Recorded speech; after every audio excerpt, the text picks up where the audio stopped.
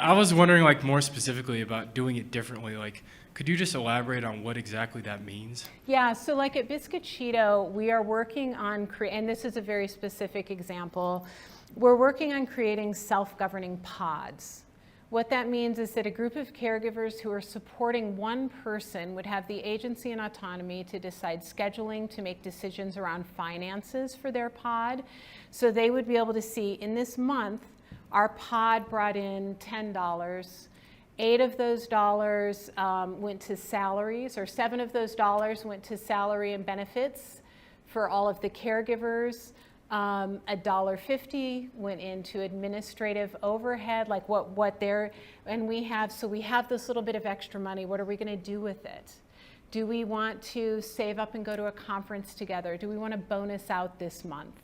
Do we think we would like to train a sub to come in and support our pod, because we know several of us have vacations coming up. So we would like to invest a little bit of that money into strengthening our pod.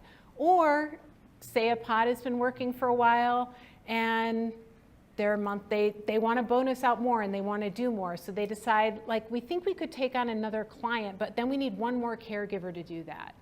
How do we run those numbers? How do we figure that out? And what kind of support do we need to do it in a way that keeps the work beautiful, that keeps the standards very high, that supports them to do the work in the way they really want to do it? Because they're joining the company because they have a vision for how they want care to be delivered. They're caregivers because they love the work they do. They're incredibly passionate about it. And they do not want to care for someone and then have somebody else come in and do a shit job.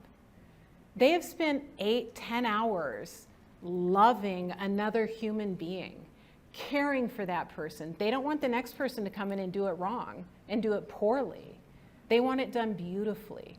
And we believe, all of us in our organization believe, that those people on the front line doing that work, when well supported with the information they need, can absolutely make the right decisions to do it better than anyone else. Great.